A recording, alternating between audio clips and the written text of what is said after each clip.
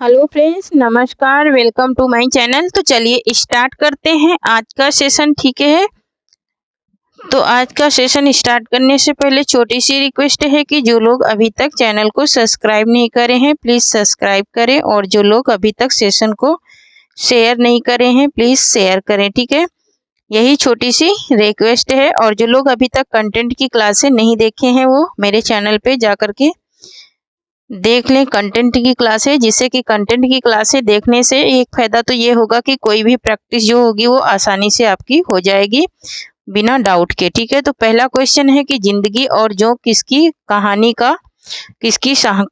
का संग्रह है। ठीक है, जिंदगी और जो किसकी कहानी का संग्रह है? मोहन राकेश, कमलेश्वर, धर्मवीर भारती या फिर अमरकांत? किसका कहानी संग्रह है? जिंदगी और जोंक। तो यहाँ पर इसका राइट आंसर क्या हो जाएगा? इसका राइट आंसर क्या हो जाएगा? तो यहाँ पर इसका राइट आंसर हो जाएगा हमारा क्या? ऑप्शन नंबर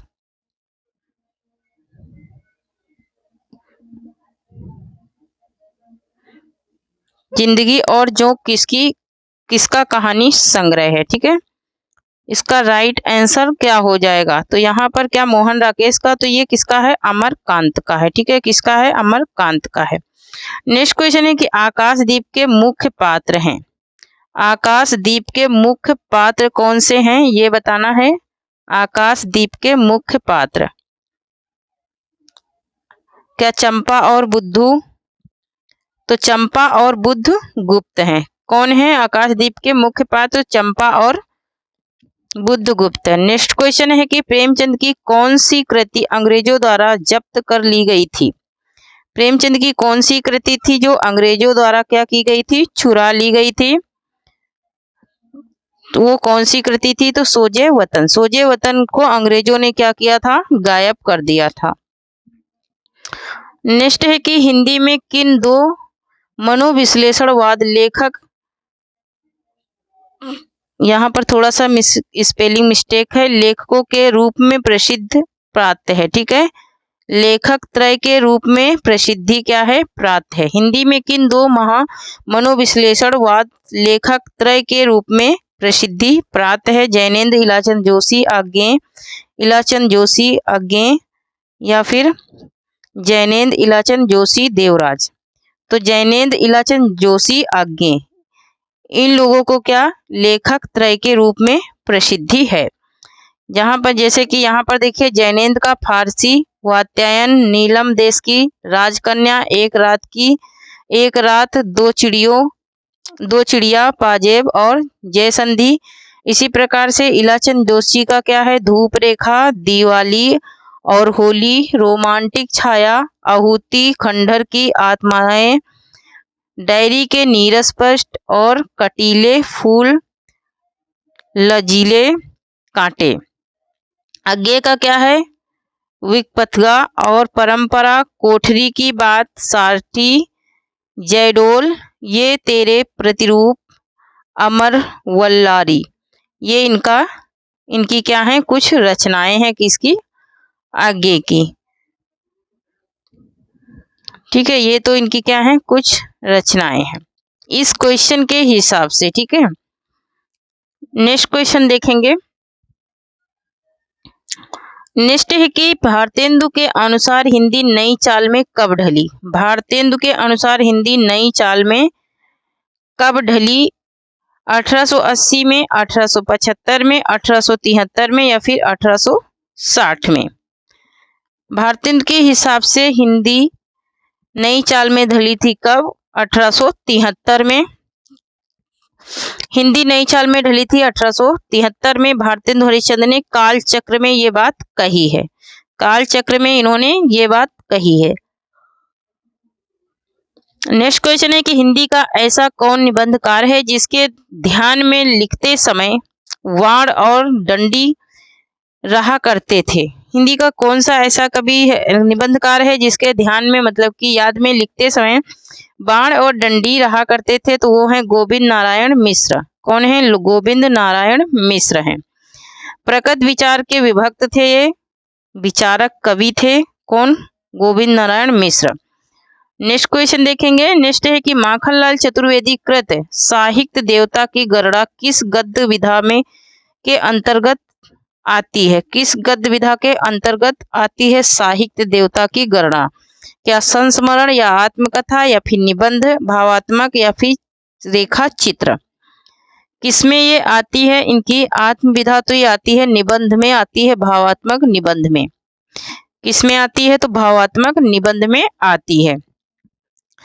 नेक्स्ट है कि बैर क्रोध का अचार, क्रोध या अचार का मुरब्बा है। ठीक है, बैर क्रोध या अचार का मुरब्बा है, यह कथन किस निबंधकार का है? हजारी प्रसाद द्विवेदी का तो ये रामचंद्र शुक्ल का है। रामचंद्र शुक्ल ने कहा कि बैर गुस्सा क्या है? एक अचार के समान है। नाखून क्यों बढ़ते हैं, या किस विधा की रचना है? एकांकी नाटक है या फिर निबंध है या फिर उपन्यास है या फिर कहानी है? तो यहाँ पर इसका राइट आंसर हो जाएगा हमारा ऑप्शन नंबर 2 हो जाएगा। यह एक क्या है? निबंध है। ठीक है, नेक्स्ट क्वेश्चन है कि हजारी प्रसाद द्विवेदी की अन्य रचनाएं, यहाँ पर देखेंगे हजारी प्रसाद द्विवेदी की कुछ अन्य रचनाएं, अशोक के फूल, बसंत आ गया, मेरी जन्मभूमि, एक कुत्ता और एक मैना, नया वर्ष, दिमाग खाली है। ठीक है, दिमाग खाली है, और क्या है? शीरीष का फूल, और देखेंगे साहित्य से हिमालय की परंपरा। ठीक है, वर्षा, धनपति से घनश्याम तक, कुटज, साहित्य से हिमालय की परंपरा, जीवेम, शरद सत्तुम, और देवदारू, और घर जोड़ने की माया, और गुरु नानक देव। तो ये तो इनकी कुछ क्या थी? हजारी प्रसाद द्विवेदी की रचनाएं थी। नेक्स्ट है भूत के पांव पीछे निबंध के लेखक हैं। भूत के पांव पीछे निबंध के लेखक कौन है? हरिशंकर परिशाई, ठाकुर प्रसाद सिंह, श्रीलाल शुक्ल, रामदरस मिश्र। तो यहाँ पर इसका राइट आंसर हो जाएगा हरिशंकर परिशाई की ये रचना है भूत के पांव। नेक्स्ट क्वेश्चन है कि आचार्य रामचंद्र शुक्ल का कौन सा निबंध है? बाकी बहार, पवित्रता, उत्साह, मारे सिमही, कोठाव। यहाँ पर इसका राइट आंसर क्या हो जाएगा? तो राइट आंसर इसका हो जाएगा हमारा क्या? ऑप्शन नंबर 3 हो जाएगा उत्साह। उत्साह है इनका निबंध। नेक्स्ट क्वेश्चन है कि ठलुआ क्लब निबंध संग्रह के लेखक हैं। ठलुआ क्लब निबंध संग्रह के लेखक हैं पद्मलाल, पुन्नालाल बख्शी, गुलाब राय, बेचैन शर्मा उग्र, या फिर आचार्य रामचंद्र शुक्ल। तो गुलाब राय हैं। कौन है? ऑप्शन नंबर 2 राइट हो जाएगा, गुलाब राय का है। नेक्स्ट क्वेश्चन है कि कछुआ धर्म निबंध के लेखक कौन है? कछुआ धर्म निबंध के लेखक कौन है? माधव प्रसाद मिश्र, चंद्र शर्मा गुलेरी, बाल मुकुंद गुप्त, प्रताप नारायण मिश्र। यहाँ पर इसका राइट आंसर हो जाएगा हमारा चंद्र शर्मा गुलेरी का है ये कछुआ धर्म निबंध। नेक्स्ट क्वेश्चन है कि मजदूरी और प्रेम निबंध के लेखक कौन है? मजदूरी और प्रेम निबंध के लेखक कौन है? बाबू गुलाब राय, सरदारपुर सिंह, बालकृष्ण भट्ट, पदम सिंह शर्मा। यहाँ पर इसका राइट आंसर क्या हो जाएगा? तो यहाँ पर इसका राइट आंसर हो जाएगा सरदारपुर सिंह का है। ये किसका है? सरदारपुर सिंह का है।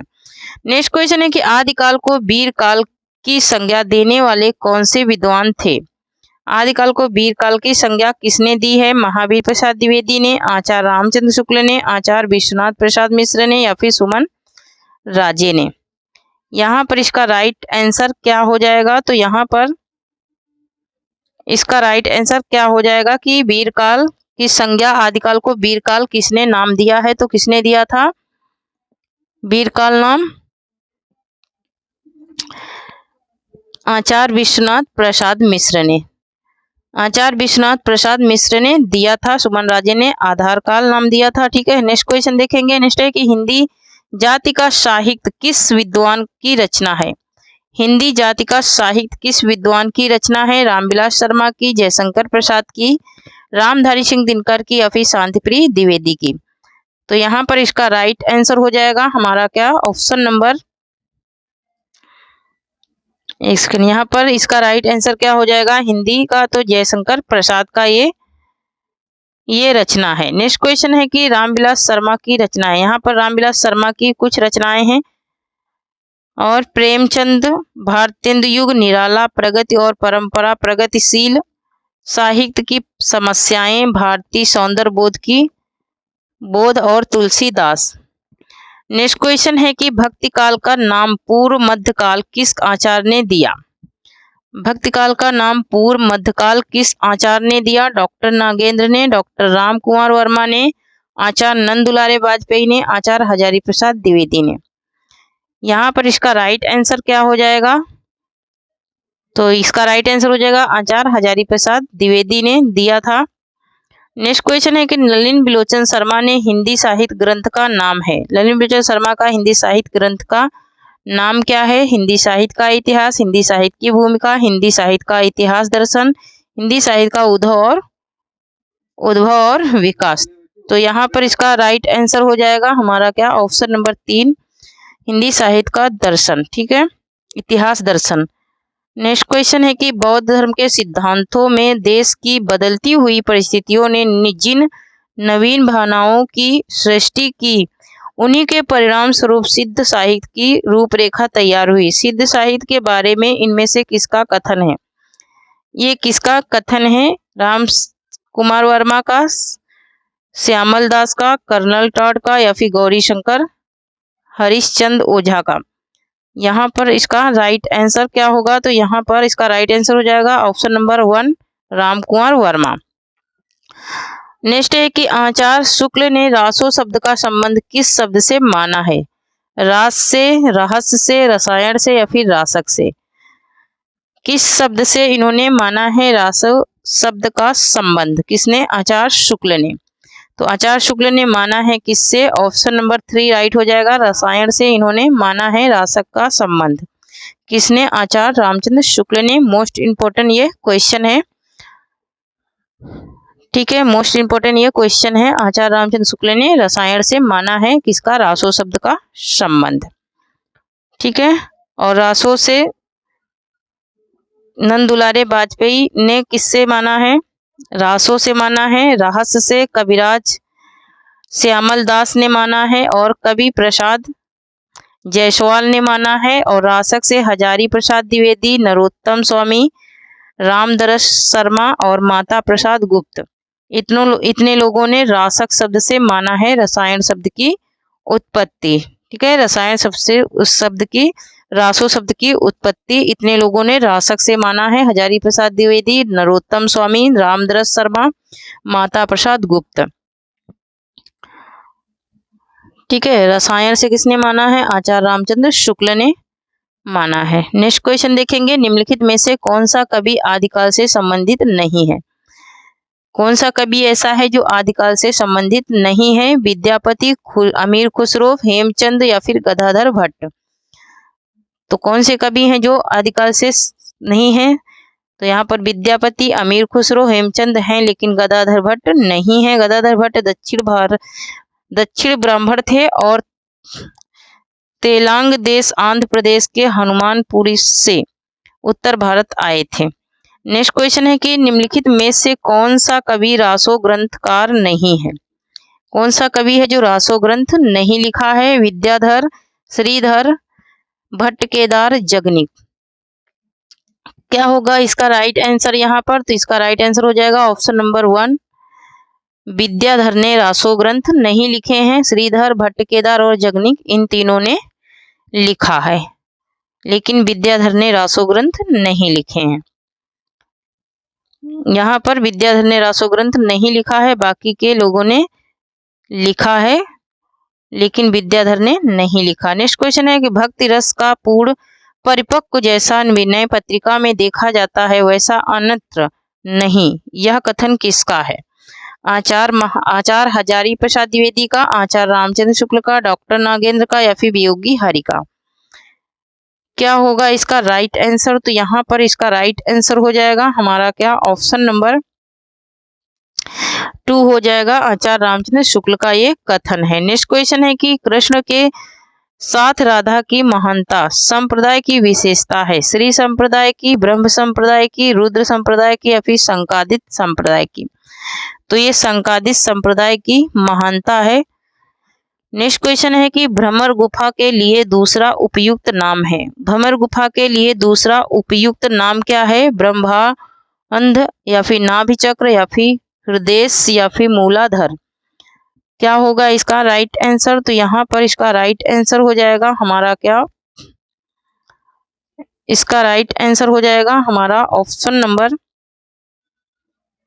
एक सेकंड, यहाँ पर इसका राइट आंसर हो जाएगा ऑप्शन नंबर 1 हो जाएगा ब्रह्मांड। क्या हो जाएगा? ब्रह्मांड हो जाएगा इसका अतिरिक्त नाम। नेक्स्ट क्वेश्चन है कि मल्लिका किस नाटक की पात्र है? मल्लिका किस नाटक की पात्र है? माधवी की सूर्य की अंतिम किरण से सूर्य की पहली किरण तक, आषाढ़ का एक दिन। तो आषाढ़ के एक दिन की ये पात्रा है मल्लिका। नेक्स्ट क्वेश्चन है कि साकेत किसकी रचना है? भारतेंदु हरिश्चंद्र की, जयशंकर प्रसाद की, मैथिली शरण गुप्त की, हरिओध की। तो यहाँ पर ये साकेत मैथिली शरण गुप्त का ये क्या है? महाकाव्य है। ठीक है, नेक्स्ट क्वेश्चन देखेंगे। नेक्स्ट क्वेश्चन है कि एकांत संगीत किसकी रचना है? एकांत संगीत किसकी रचना है? श्रीधर पाठक की, रामेश्वर शुक्ल अंचल की, हरि वंशराय बच्चन की या फिर महादेवी वर्मा की। तो यहाँ पर इसका राइट आंसर हो जाएगा हमारा क्या? ऑप्शन नंबर 1 हो जाएगा। श्रीधर पाठक की रचना है एकांत संगीत। ठीक है, किसकी है? श्रीधर पाठक की रचना है एकांत संगीत। नेक्स्ट क्वेश्चन देखेंगे। नेक्स्ट है कि कोयलेमाला कथा के रचनाकार हैं। कोयलेमाला कथा के रचनाकार कौन है? रोड़ा कवि, दामोदर कवि, उद्योतन सूरी या फिर ज्योतिश्वर ठाकुर। तो यहाँ पर इसका राइट आंसर हो जाएगा हमारा क्या? ऑप्शन नंबर 3 उद्योतन सूरी हैं कोयलेमाला कथा के रचनाकार। नेक्स्ट क्वेश्चन यहाँ पर देखेंगे। एकांत संगीत, एकांत संगीत श्रीधर पाठक का नहीं है, ये किसका है? तो ये हरिवंशराय बच्चन का है। ठीक है, किसका है? हरिवंशराय बच्चन का है। नेक्स्ट क्वेश्चन है कि महापंडित राहुल शंकरत्यायन इनमें से किस कवि को हिंदी का पहला कवि माना है? किस कवि को हिंदी का पहला कवि माना है इन्होंने? तो इन्होंने माना है हिंदी का पहला कवि किसको? सरहपाद को माना है हिंदी का पहला कवि। नेक्स्ट क्वेश्चन है कि भीष्म साहनी द्वारा रचित कहानी संग्रह नहीं है। भाग्य रेखा, वारचू, काट का सपना या फिर निशाचर। तो इन्होंने किसको कौन सी कहानी संग्रह इनका नहीं है? तो इनका काट का सपना, काट का सपना जो है ये इनका नहीं है। किसका? भीष्म साहनी का। बाकी इनका निशाचर, वारचू और भाग्य रेखा ये तीनों इनके कहानी संग्रह हैं। नेक्स्ट क्वेश्चन है कि इनमें से कौन भक्तिकालीन कवि नहीं है? सूरदास, कबीरदास, तुलसीदास या बिहारी। तो यहाँ पर ऑप्शन नंबर 4 राइट हो जाएगा बिहारी। बिहारी रीतिकालीन कवि हैं, भक्तिकालीन नहीं है। ठीक है, ये रीतिकालीन कवि हैं, भक्तिकालीन नहीं है बिहारी। नेक्स्ट क्वेश्चन देखेंगे।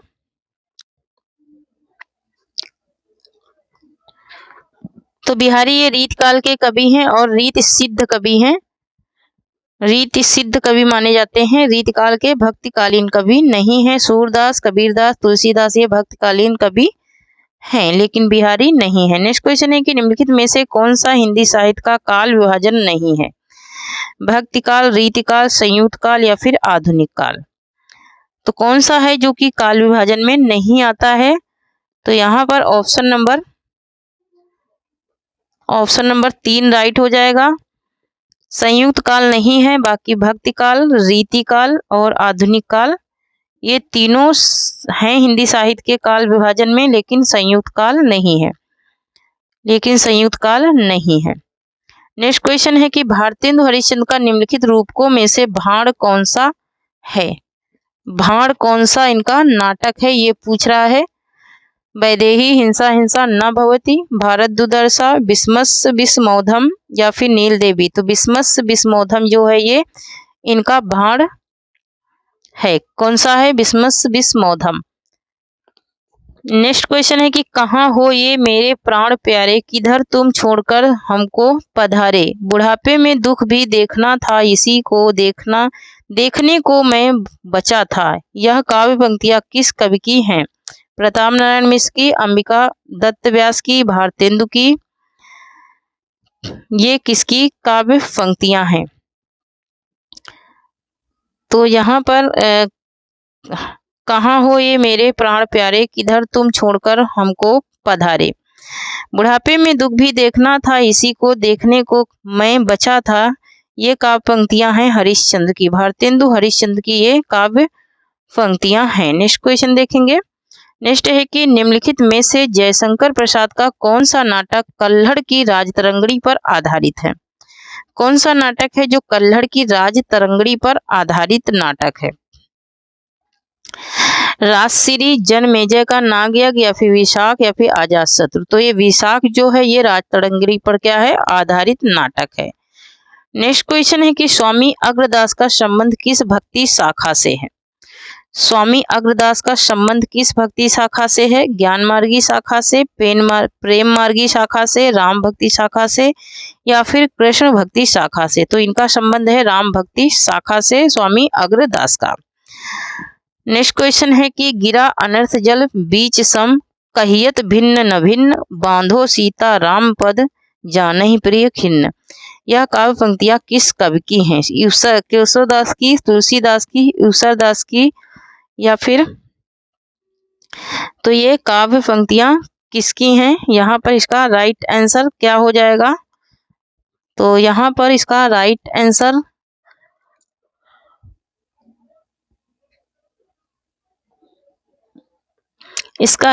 हो जाएगा ऑप्शन नंबर 4 हो जाएगा। क्या हो जाएगा? ऑप्शन नंबर 4 नागरी दास की है। नेक्स्ट क्वेश्चन है कि विद्रोहिणी अम्बा नाटक के रचयिता हैं। विद्रोहिणी अम्बा नाटक के रचयिता कौन है? सेठ गोविंद दास, गोविंद बल्लभ पंत, जयशंकर प्रसाद, उदयशंकर भट्ट। तो यहाँ पर इसका राइट आंसर क्या हो जाएगा? ऑप्शन नंबर 3 हो जाएगा, जयशंकर प्रसाद है। कौन है? जयशंकर